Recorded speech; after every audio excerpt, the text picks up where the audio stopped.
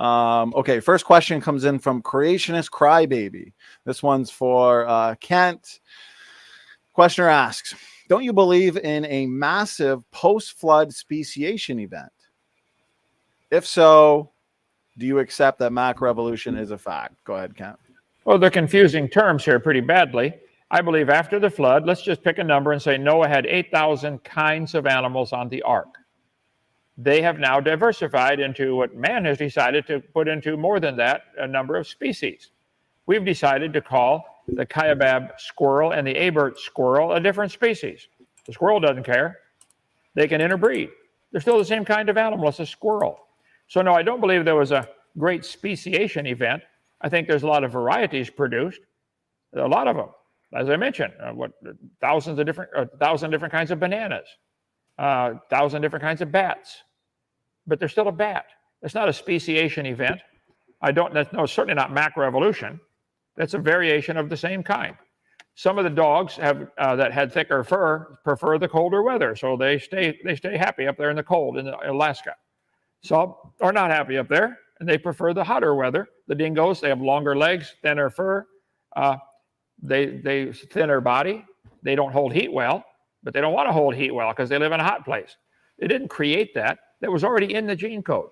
Natural selection works. It selects. That's all it does. No, I don't believe in a great speciation event after the flood. Okay, and question was for Kent. Kent, we'll give you the last word. Go ahead.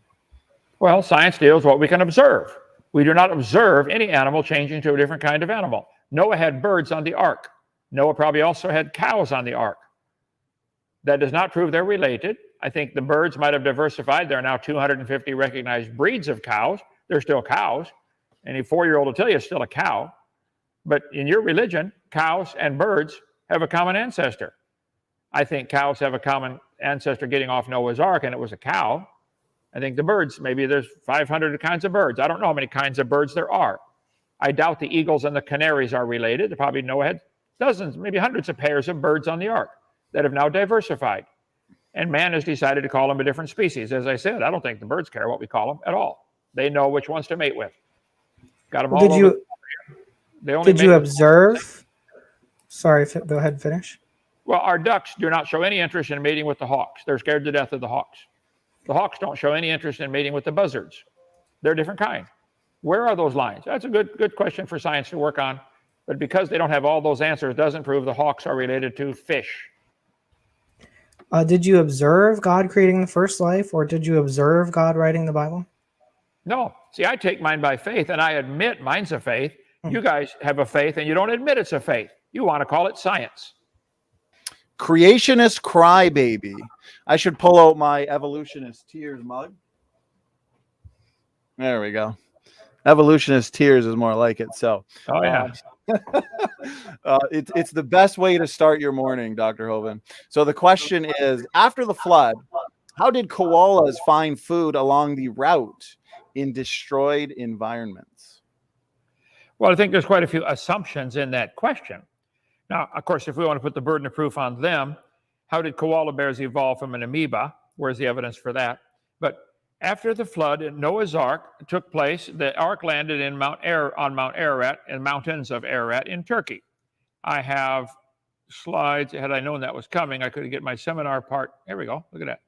Seminar series, part 6, about the flood. Let me find the one most recent date. Here we go. After the flood, the animals would disperse from the ark. Now, today, the earth is 70% underwater, and 30% roughly is land surface. However, it's obvious that sometime in the past, Earth had huge ice caps, ginormous ice caps. Let's see, let me get this thing to open up here. There. If the ice caps are bigger, this is going to be complicated now, crybaby. If the ice caps are bigger, the oceans are smaller, and the continents would be bigger because a bunch of water is trapped in the form of ice. Ice caps were ginormous, clear down to Kansas City, Missouri. Let's see, Alt-DV, clams, diatoms, sorting, kangaroos in Australia. Okay, how did the kangaroos get to Australia? Koala bears, same thing. Okay, I think it's obvious. The Earth has what's called a continental shelf. The ocean's not very deep. You can actually see the continental shelf from the satellite off the coast of England and Ireland there. Look at that. Wow. The water's not very deep. If you lowered the oceans just 100 feet, and there's 12,000 feet of water out there average, if you took 100 feet of water out of the oceans and froze it and stuck it on the poles, if the oceans were 100 feet lower, ice caps are bigger, that's where the water is, oceans are lower, you could walk over to England and Ireland from France, making the English very upset if the French could come over there quickly. Okay, but the beach was way out there. That was the beach.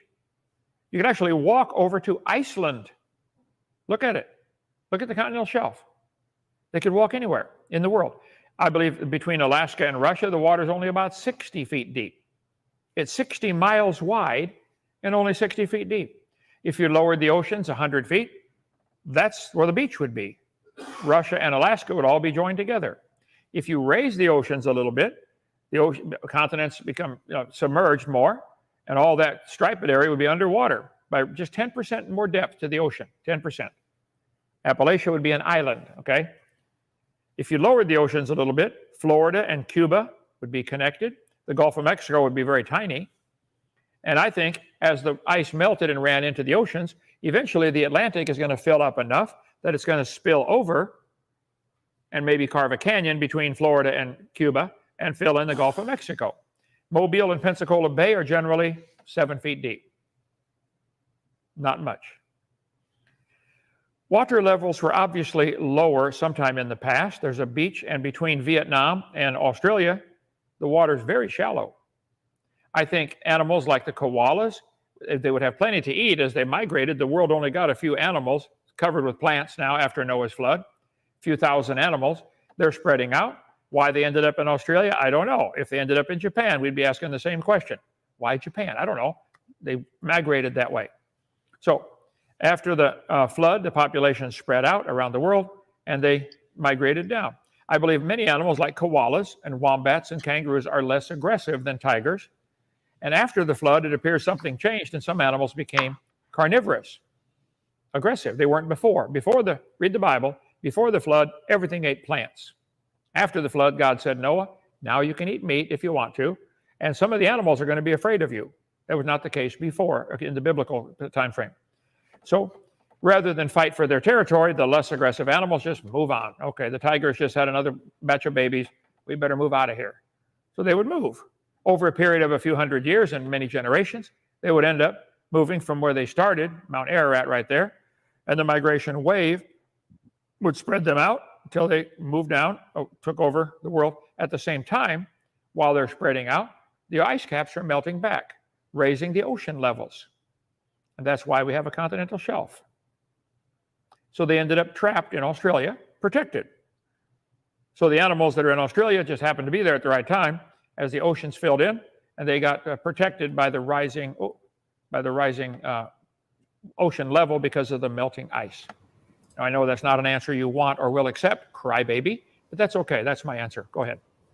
I got a comment from Crybaby, a creationist crybaby.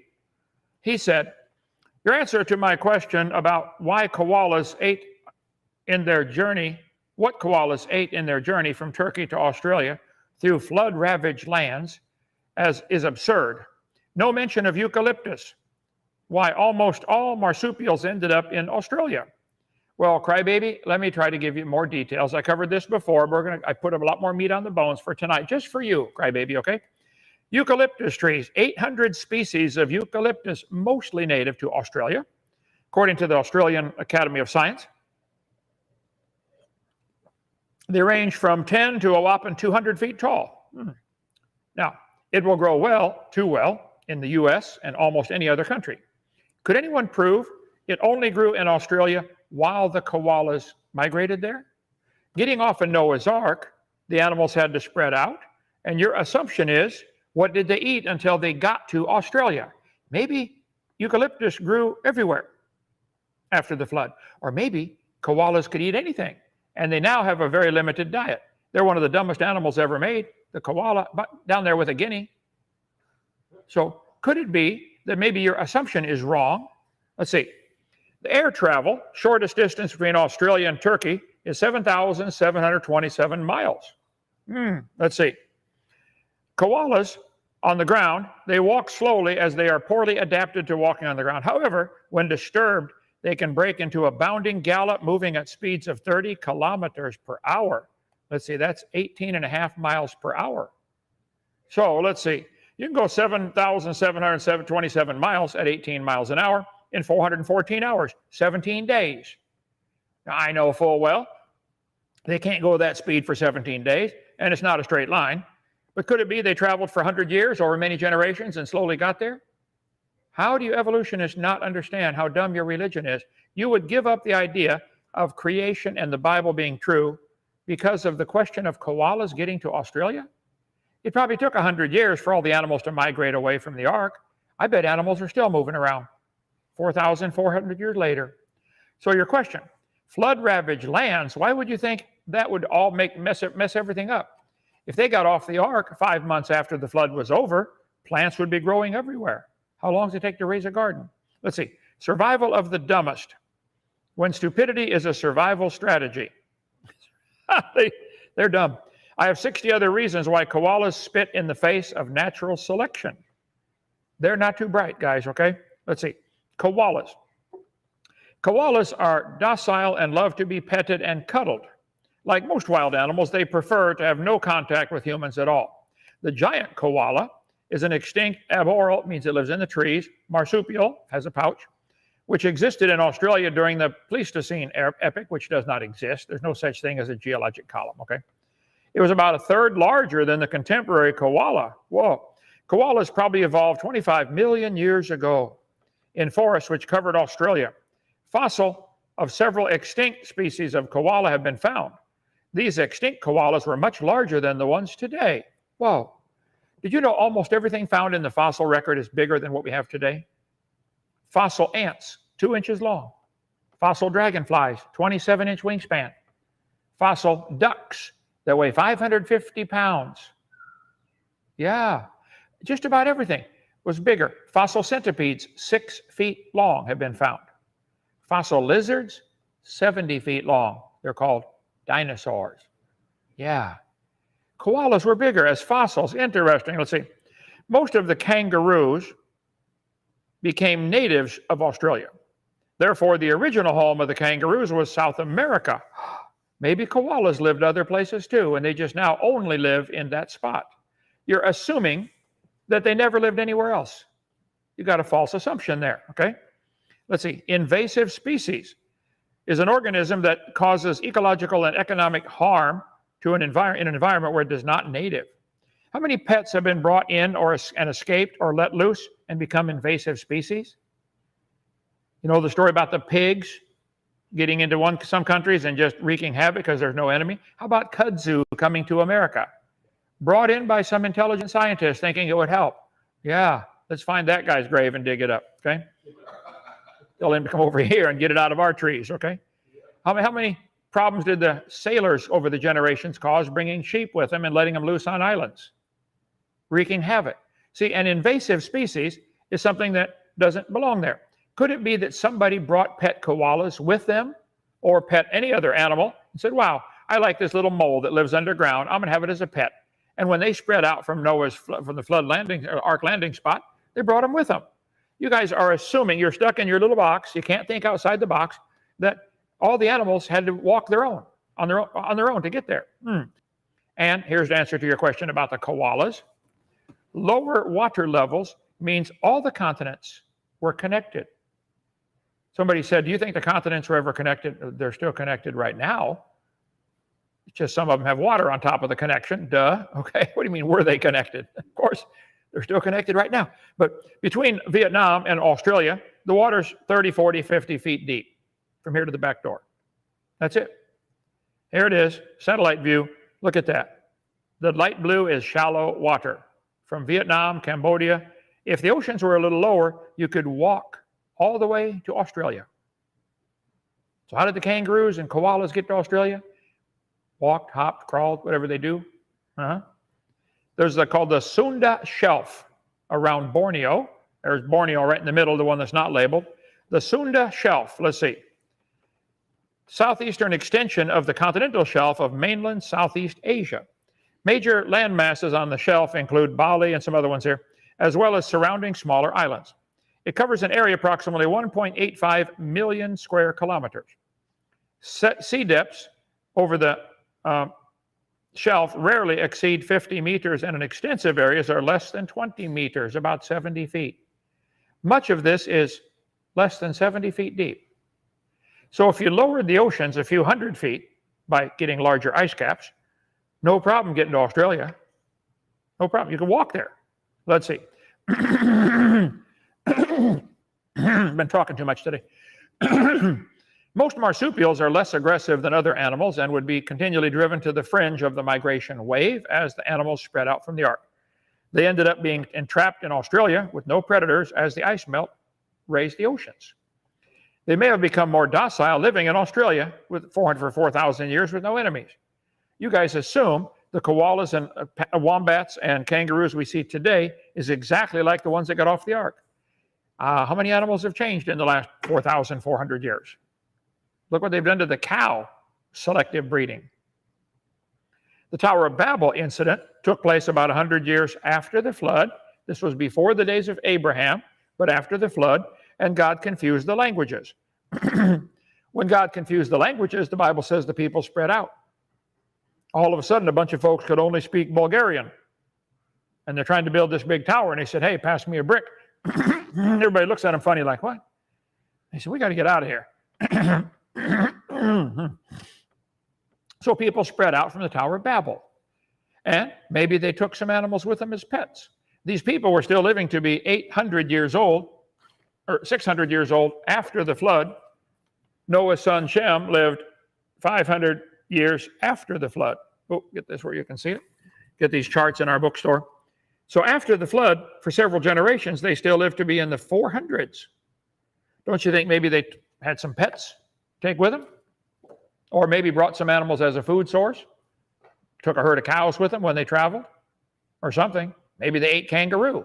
They do in Australia. Well, get by with it. So when they migrated from where the ark landed right there in Turkey, they would migrate away from the ark landing site. It may take a few hundred years to go where they're going, but you could have walked anywhere in the world. Anywhere. From Asia, right over to America, right to Alaska. Examples of human-inducing invasive species. Invasive species are almost always spread by human activity. The increase of activity, such as tourism and trade, have meant people and goods can move all over the planet, which they've been doing for a long time. Solomon in 1000 BC had a navy of ships that traded all over the place. We went through a low point in human activity, shortly after the time of Christ. But before that, people were, sea travel didn't just start with Columbus. Way before that, they were traveling around the world. Okay. They often take invasive species with them accidentally or intentionally. National Pornographic, peer-reviewed. What time period was the Tower of Babel built?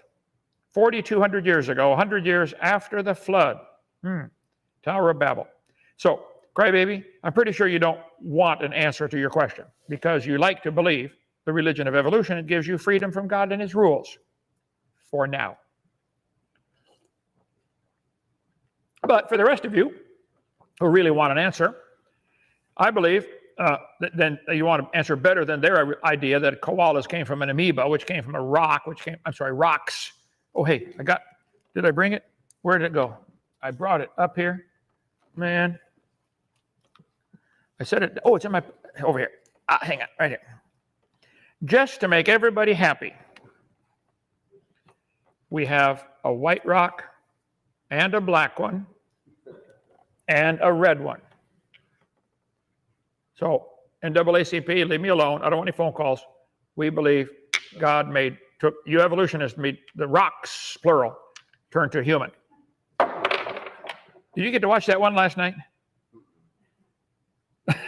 Watch last night's Whack an Atheist. So, what koalas ate?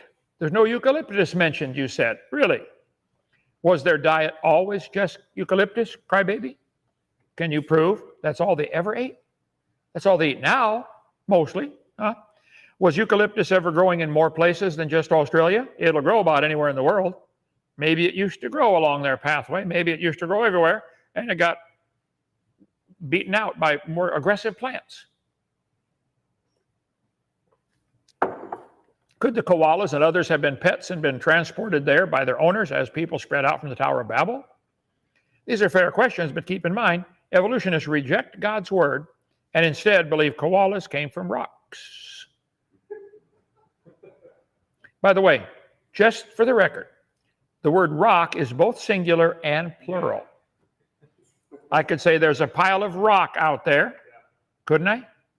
Yeah, so I wasn't wrong. So how did kangaroos get to Australia? Well, they slowly migrated there over the first few hundred years after the flood, when the oceans were lower due to huge ice caps.